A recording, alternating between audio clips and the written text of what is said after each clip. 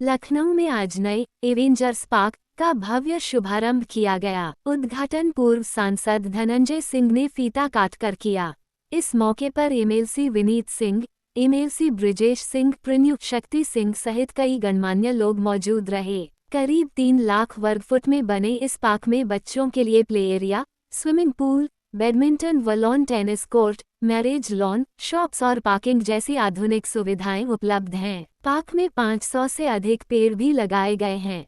धनंजय सिंह ने कहा कि यह पार्क लखनऊ वासियों के लिए बेहतर मनोरंजन और सुविधाएं उपलब्ध कराएगा। मीडिया से बातचीत में उन्होंने अयोध्या राम मंदिर दान गबन मामले में निष्पक्ष जांच और दोषियों पर कार्रवाई की बात कही। वहीं बिहार एनकाउंटर मामले में भी निष्पक्ष जांच की मांग की। साथ ही उन्होंने उत्तर प्रदेश में निवेश, विकास और रोजगार के बढ़ते अवसरों पर सरकार के कार्यों की सराहना की। आइए देखते हैं हमारे संवाददाता की एक रिपोर्ट।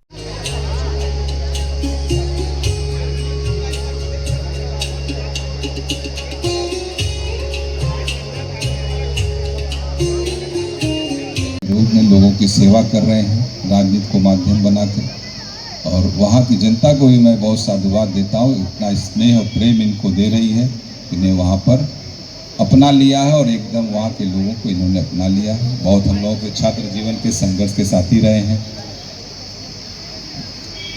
और हमारे देश यहाँ के लोगों को बेहतर सेवा देने का है।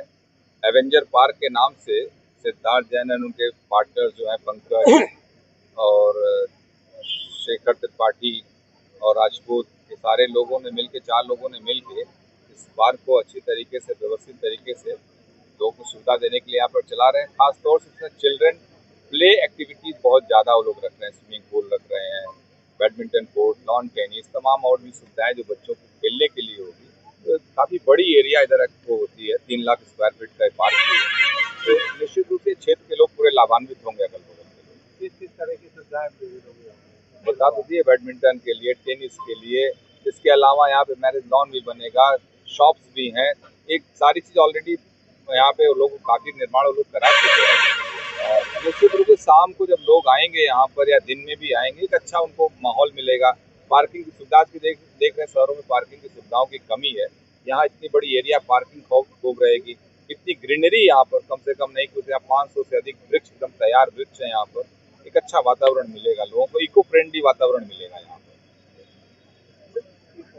आ रहे हैं कि छोटे लोगों को बताया जा रहा है, जो बड़े लोग हैं उन पर कोई कार्रवाई नहीं हो रही है। देखिए, विपक्ष का काम, विपक्ष की सकारात्मक भूमिका में इस देश में बचा नहीं है। विपक्ष सिर्फ आरोपों प्रत्यारोपों पे लग जाता है। सरकार ने त्वरित, जब एक शिकायत आई, सरकार ने तुरंत एसआईटी गठित कर दी। एसआईटी गठित करने के बाद एसआईटी ने एक रिपोर्ट बनाई। रिपोर्ट बना के राम मंदिर ट्रस्ट जो बना तो उसे सौंप दिया गया। ट्रस्ट ने उसने जिन लोगों को दोषी पाया, सीसीटीवी कैम फुटेज जो देखे गए, सारी चीज़ों के, उसमें 8 लोगों को प्रथम दृष्टया दोषी पाया गया। उनके खिलाफ FIR हुई, उनकी अरेस्टिंग भी, वो लोग जेल भी चले गए। अभी इंक्वायरी जारी है। जो लोग भी इसमें होंगे, मुझे नहीं लगता है कि उत्तर प्रदेश की सरकार किसी को छोड़ने जा रही इस मामले में, जो लोग दोषी हैं। सर, एक एनकाउंटर हुआ था भरत तिवारी का, उसको लेकर के वहाँ पर तमाम आरोप लग रहे हैं। तो क्या लगता है कि एनकाउंटर जो हो रहे हैं वो होने चाहिए?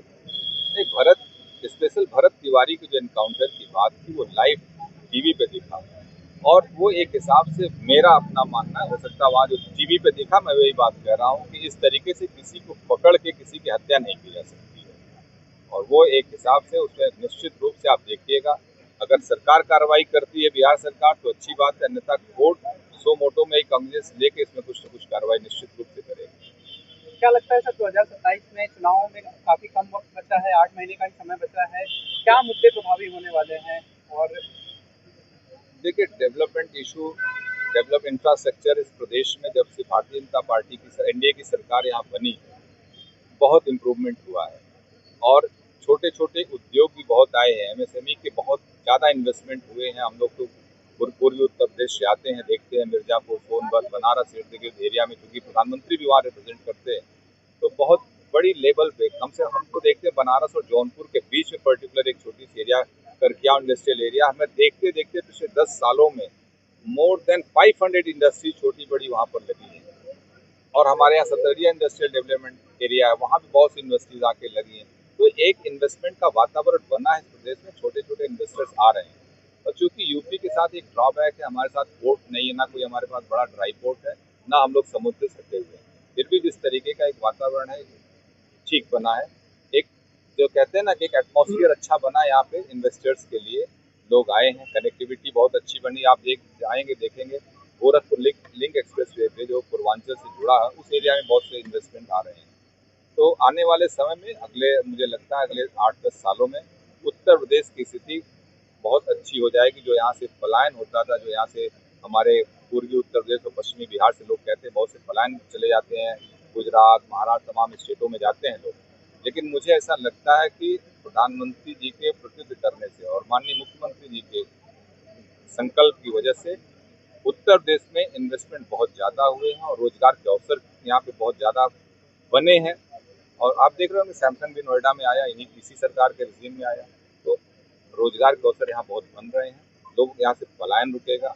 एग्रीकल्चर पे एग्रो इकॉनमी की दिशा में बहुत गंभीर रूप से सरकार प्रयास कर रही है ताकि किसानों की आय किस तरीके से बढ़ सके, इस दिशा में अच्छे काम करें। का उद्घाटन किया गया है। इसका मेन उद्देश्य है कि हम बच्चों को अच्छी सुविधाएं दें, परिवार के लिए यहाँ पे हम लोग एंटरटेनमेंट इवेंट्स प्लान करें, उसको ऑर्गेनाइज करें, क्षेत्र के लोगों का मनोरंजन बनाएं। और जो बच्चे आजकल मोबाइलों में घुसे हुए हैं और अपनी ज़िंदगी पूरी मोबाइलों में कर दी है, हम ये चाह रहे हैं कि हम इस पार्क को उस लेवल पे ले जाएं कि बच्चे माँ बाप से ये जिद करें कि नहीं, हमें मोबाइल नहीं देखना, हमें पार्क में जाना है घूमने और हमें पार्क में वहाँ जाके एंटरटेन करना है या मनोरंजन अपना करना है। क्या क्या सुविधाएं हैं इस पार्क में हमने बच्चों के लिए 12D एंटरटेनमेंट बनाया है, इल्यूजन टनल बनाई है, रोप वे हमारा जल्दी आ रहा है, स्विमिंग पूल है बच्चों के लिए विद गाइड, मतलब with trainer, event lawn, party के लिए इवेंट लॉन है।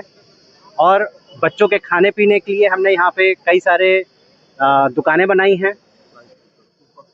सारी दुकानें हैं ताकि बच्चों के साथ साथ माँ बाप भी आएँ और पूरे परिवार का मनोरंजन को ध्यान में रखते हुए, उनकी सुरक्षा को ध्यान में रखते हुए हम इस पार्क को उस लेवल पे ले जाना चाहते हैं कि आसपास के पूरे क्षेत्र में या लखनऊ में ये पार्क का नाम हो। सर, सुरक्षा की क्या मानक किए गए हैं, क्योंकि सुरक्षा को देखते हुए उसके क्या मानक हैं, सारे मानकों को पूरा किया गया है? सुरक्षा को देखते हुए हमने फायर ब्रिगेड्स या किसी भी तरीके की कोई घटना ना हो उसके लिए हमने गार्ड्स, स्टाफ, बाउंसर्स, ताकि किसी प्रकार की कोई अप्रिय घटना ना हो, लोगों के अंदर ये ना रहे कि यहाँ पे कोई गलत काम कर सके। इन सब को देखते हुए और प्लस पुलिस की व्यवस्था, पुलिस के भी यहाँ पे मतलब राउंड होता रहता है, ये सारी व्यवस्था हम लोगों ने यहाँ पे की है। अच्छा, इसके चार्जेस वगैरह क्या हैं? अलग अलग चीज़ों के बहुत